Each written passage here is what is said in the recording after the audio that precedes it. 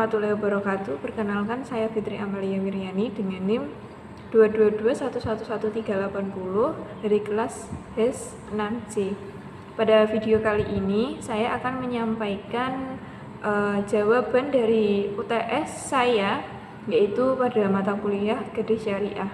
Untuk soal yang pertama yaitu tentang pengertian Gadai Syariah dan perbedaannya dengan Gadai konvensional.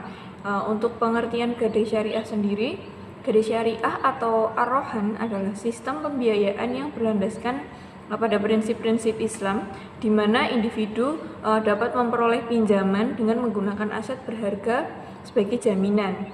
Nah, konsep ini menekankan pada keadilan dan transparansi, serta menghindari praktik riba atau bunga yang dilarang dalam Islam. Dalam Gadai Syariah terdapat prinsip bagi hasil atau yang biasa kita sebut mudharabah dan kerjasama, yaitu musyarakah, yang mengedepankan pembagian resiko dan keuntungan antara pemberi dan penerima pinjaman.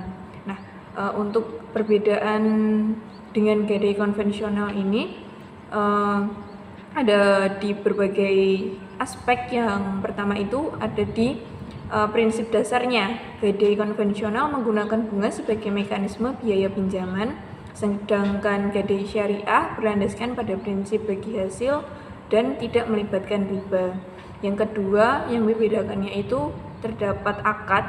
Dalam Gadai konvensional terdapat satu perjanjian utama, yaitu hutang piutang, sedangkan Gadai Syariah melibatkan dua akad, yaitu akad rohan atau gadai dan akad ijarah atau sewa tempat penitipan barang. Nah, untuk aspek yang ketiga yaitu penanganan barang pinjaman. Jika peminjam tidak dilunasi dalam Gadai konvensional, barang jaminan akan dijual. Sebaliknya, dalam Gadai Syariah, barang tersebut dapat dilelang dan sisa uang hasil lelang diserahkan untuk kegiatan seperti zakat. Nah, untuk kelebihan dan kekurangan Gadai Syariah, yang pertama, kelebihan Gadai Syariah tanpa riba, yaitu menghindari praktik riba yang dilarang dalam Islam sehingga lebih sesuai dengan nilai-nilai moral masyarakat muslim. Yang kedua, pembagian resiko, penerapan prinsip bagi hasil yang adil antara pihak-pihak yang terlibat sehingga menciptakan hubungan yang lebih harmonis.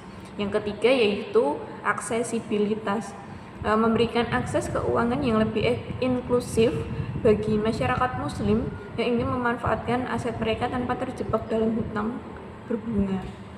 Nah, kekurangan Gadai Syariah sendiri, yang pertama, biaya pemeliharaan. Meskipun tidak ada bunga, nasabah tetap dikenakan biaya pemeliharaan barang yang digadaikan, yang bisa menjadi beban tambahan.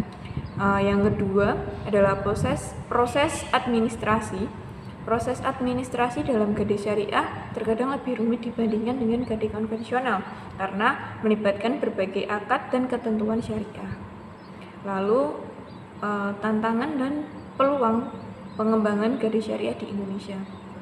Nah, tantangannya yang pertama yaitu pemahaman masyarakat. Masih terdapat kekurangan pemahaman masyarakat tentang konsep dan manfaat Gadai Syariah, sehingga banyak yang memilih Gadai konvensional.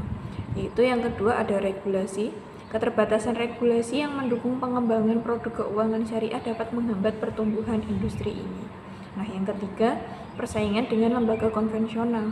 Lembaga keuangan konvensional seringkali menawarkan produk yang lebih sederhana dan cepat, membuat Gadai Syariah tampak kurang menarik bagi sebagian nasabah.